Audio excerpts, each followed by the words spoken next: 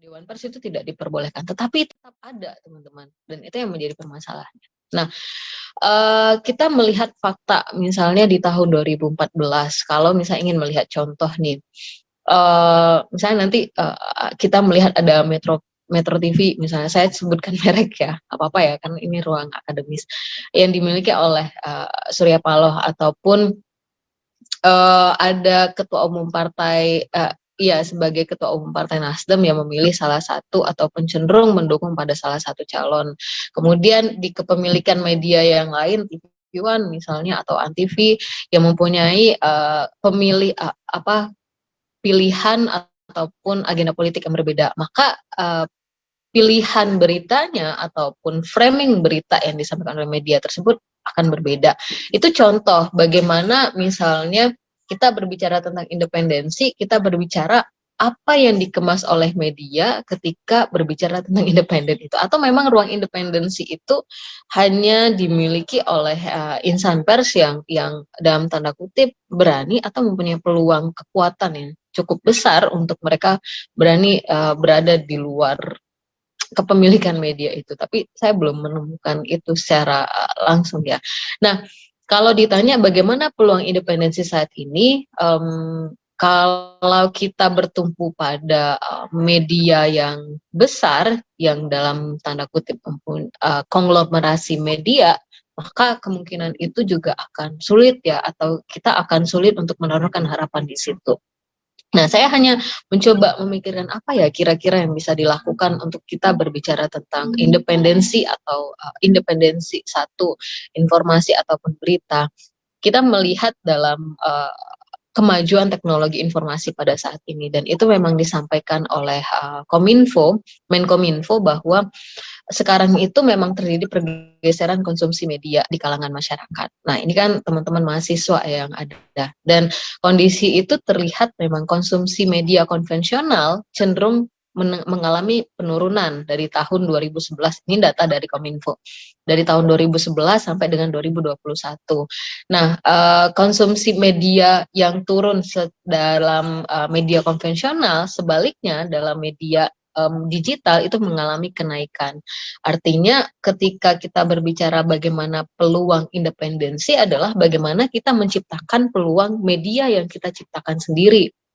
Misalnya di kalangan mahasiswa, ataupun di kalangan jurnalis, ataupun di kalangan akademisi misalnya ingin membuat ruang media, ruang independensi bagi berita-berita politik ya, adalah memanfaatkan kemajuan teknologi dan informasi. Itu tadi, kalau misalnya kita menitik beratkan atau menaruhkan harapan kita yang cukup besar kepada media-media yang sudah besar saat ini, yang kepemilikan yang kita sudah tahu, kemudian kecenderungan ataupun ideologinya juga kita sudah paham, maka itu akan sulit.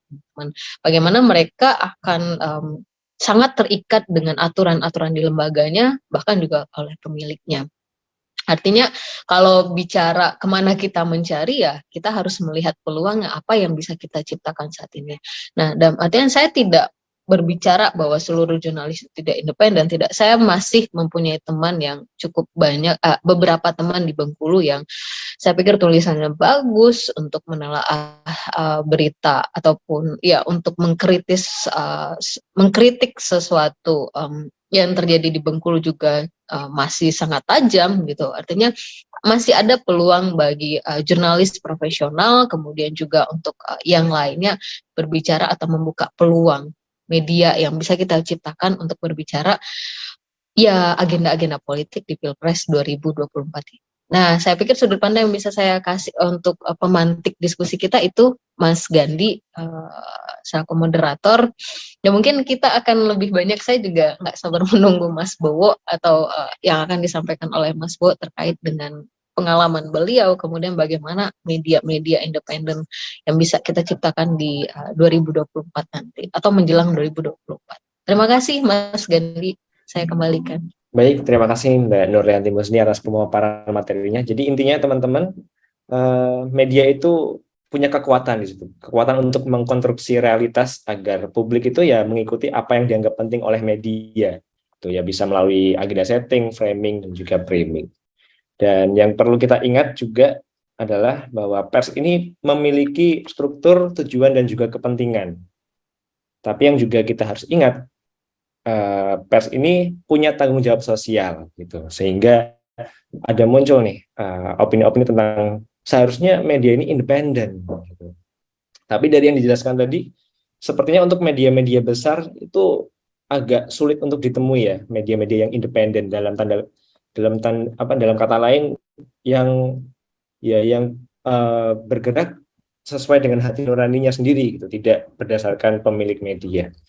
Nah, lalu teman-teman untuk pemaparan materi selanjutnya untuk lebih lengkap akan dijelaskan kepada Mas Eka Heri Wibowo yang mungkin nanti akan menjelaskan di dalam dunia praktisi media ya seperti itu. Monggo Mas Eka Heri Wibowo untuk memaparkan materi keduanya. Ya, matur nuwun Mas moderator, wilujeng siang Dik dosen Irawan dan Mbak dosen Nur. Ini menyebalkan ya. Saya dihubungi Dik dosen Irawan, bisa nggak ngomong di hari Rabu jam sekian gitu. Haram hukumnya bagi saya untuk ngomong tidak, apalagi dari seorang kawan seperti itu. Ternyata temanya menyebalkan sekali. Tema yang saya sendiri justru juga malah justru mau bertanya di sini. Kalau tadi moderator mengatakan media-media besar tidak ada yang independen, gitu. Saya minta contoh dong media kecil yang independen yang mana? Bahkan saya yakin sebenarnya ini tuh isi hatinya dosen Irawan itu, sampai akhirnya dia memilih untuk meninggalkan Radar Solo dan menjadi pegawai negeri sipil berpihak pada pemerintah, tanda kutip. Tidak mungkin lah sekarang ketika nanti menjadi narasumber terkait misalnya isu komunikasi publik terkait agama dan sebagainya, di Irawan tidak berpihak ke Kementerian Agama itu nggak mungkin, itu pasti akan ke sana juga karena pemilik modalnya UIN kan Kementerian Agama, gitu. Pemerintah, penguasa juga. Dan mungkin juga saya juga harus bertanya juga, sekarang adik-adik mahasiswa itu posisinya di mana, saya juga agak sulit juga sekarang gitu. Karena menurut saya kalau kita bicara independen, saya independen, tapi saya objektif atau enggak? Pertanyaannya kan itu. Independen, masing-masing orang pasti independen dong. Dia punya kemerdekaan. Tetapi dia objektif enggak? Karena kita berbicara frame kemerdekaan, independensi. Itu kan kita melihat kepentingan juga. Dan naif orang bermedia tidak berkepentingan. Kalau saya tidak berkepentingan, ngapain saya nongol di TV? Ngapain saya nulis opini? Ngapain saya bikin jumpa pers? Logikanya kan begitu. Nah, sebenarnya saya ingin menyatakan saya nggak bisa begitu. Karena saya pasti punya kepentingan. Dan kepentingan saya itu pasti terkait dengan hati nurani. Hati nurani faktornya banyak. Sosial, politik, geopolitiknya ada, geososialnya ada. Kultur saya juga pasti ada. Minimal saya juga pasti berpikir anak istri saya butuh makan. Itu pasti akan mempengaruhi independensi kita. Jadi kita berbicara pada ranah realitas. Saya harus mengakui saya tidak objektif. Tapi saya tetap independen dengan kepentingan saya. Misalnya, pemilik modal dari media saya berkata A, gitu. Saya nggak suka tuh misalnya, saya nggak sejalan nih. Gitu. Apa iya kemudian saya harus melawan? Saya punya anak istri ya, mereka butuh makan nih. Jadi itu menjadi satu pertimbangan ketika kenapa sampai akhirnya terjadi tidak objektif. Dan saya kira mungkin Bu Mbak dosen bisa ngasih saya contoh wartawan yang di dekat Anda di sana yang menurut Anda objektif. Saya akan belajar kepada bagaimana caranya menjadi wartawan yang objektif. Itu pembukaan saya prolog aja. Saya hanya akan lebih banyak akan lebih bercerita saja tentang apa yang pernah, suatu kisah yang pernah saya alami, dan itu akan menegaskan sebenarnya apa yang kita bicarakan. Metro TV punya program namanya Kick Andy. Ketika itu di awal itu Bang Andi Noya masih menjabat sebagai Pemret ketika Kick Andy itu launch. Maaf Bang Andi, waktu Bang Andi Pemret, saya salah satu orang yang sangat takut dengan beliau. Karena beliau itu sangat strict, sangat kuat, sangat disiplin, dan sebagainya. Bahkan termasuk penampilan. Itu sangat disiplin sekali. Nggak ada cerita zaman Bang Andi itu, saya boleh pakai anting, saya boleh gondrong, itu nggak boleh. Tetapi saya tetap pada posisi itu. Saya tetap berambut panjang, saya tetap ada anting gitu. Independen nggak? Independen kan? Tapi saya nggak objektif. Ini hanya untuk kamuflase biar saya mumpung jelek sekalian tak giniin gitu.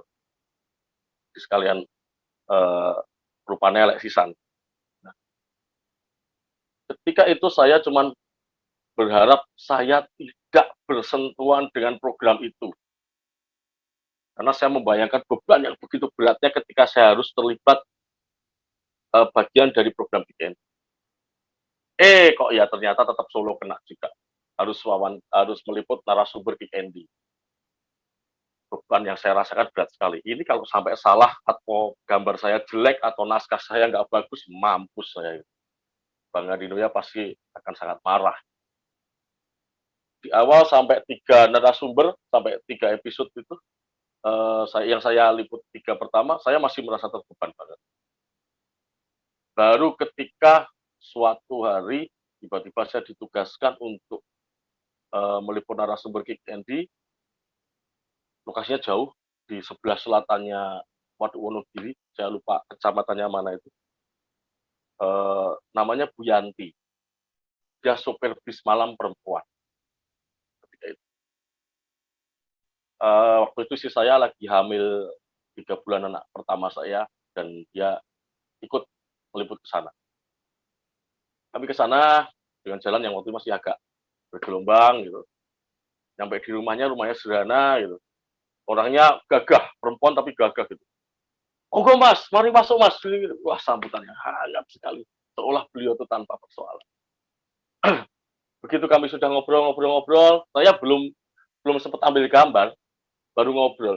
Tiba-tiba Bu Yanti mengeluarkan plastik gitu, berisi obat-obat. Dan beliau makan langsung 8. Saya nanya dong, "Bu, obat nopo? Obat apa? Kok segitu banyaknya?" "Oh iya Mas, saya punya masalah di rahim. Kalau mau operasi nggak punya uang. Jadi saya sehari makan obat ini 24 biji. Satu kali makan 8. Anda bisa bayangkan toh?" Seketika itu juga yang saya pikirkan cuma satu. Saya harus bisa bikin ibu ini sembuh. Saya telepon produser waktu itu, almarhum Mbak Lala, sudah meninggal. Mbak Lala, ini gambar saya kirim nggak? Padahal saya belum gambar 1 detik pun. Mbak Lala, ini gambar saya kirim nggak? "Maksudmu apa?" Gitu. "Ya mau saya kirim nggak?" "Ya jelaslah kita butuh." "Oke, tolong pastikan Bu Yanti operasi rahimnya gratis." Karena saya tahu Bang Andi Noya punya jejaring yang sangat kuat untuk seperti itu.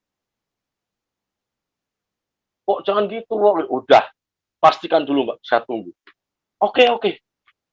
Tidak sampai 10 menit dia telepon, "Wok, nanti operasi di Omni." Ketika itu saya cuma bilang, "Puji Tuhan, maaf saya non-muslim. Puji Tuhan, syukur alhamdulillah bahwa ibu ini akan dioperasi gratis." Akhirnya saya liputan dengan menahan rasa. Benar-benar, luar biasa nih ibu. Liputan selesai saya kirim. Begitu itu tayang, ini pertanyaan Mas Irawan dulu deh. Di mata Dek dosen Irawan, polisi lalu lintas itu seperti apa? Frame Anda. Iya Mas. polisi lalu lintas itu di mata Anda citranya apa? Ya baik banget lah.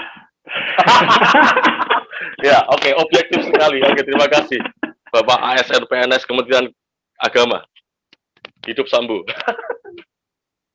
Jadi begini, ketika itu tiba-tiba teman saya, Kasat Lantas Boyolali, AKP Hindarsono, telepon saya. Mas, saya minta nomor handphonenya Bu Yanti. Oh, buat apa Bang?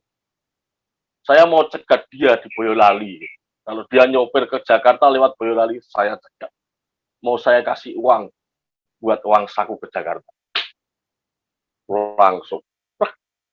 Saya berpikir, ini fungsi saya jadi jurnalis. Dari sekian banyak tanda kutip pengalaman saya liputan, mulai dari bencana alam sampai terorisme dan sebagainya, saya merasa seketika itu juga saya berpikir bahwa iki loh, wartawan tuh ini loh, wartawan tuh seperti itu. Saya harus bisa menggerakkan orang untuk melakukan sesuatu. Itu kalau Anda bicara soal objektivitas saya. Dan itu tidak objektif. Saya berpihak pada Bian. Itu sekelumit cerita yang nanti bisa kita jadikan bahan diskusi. Nah, saya membayangkan ya, ketika dosen Irawan itu masuk menjadi dosen, meninggalkan dunia kewartawanan dan menjadi dosen, yang terbayang di frame saya adalah berapa banyak mahasiswi yang akan insomnia.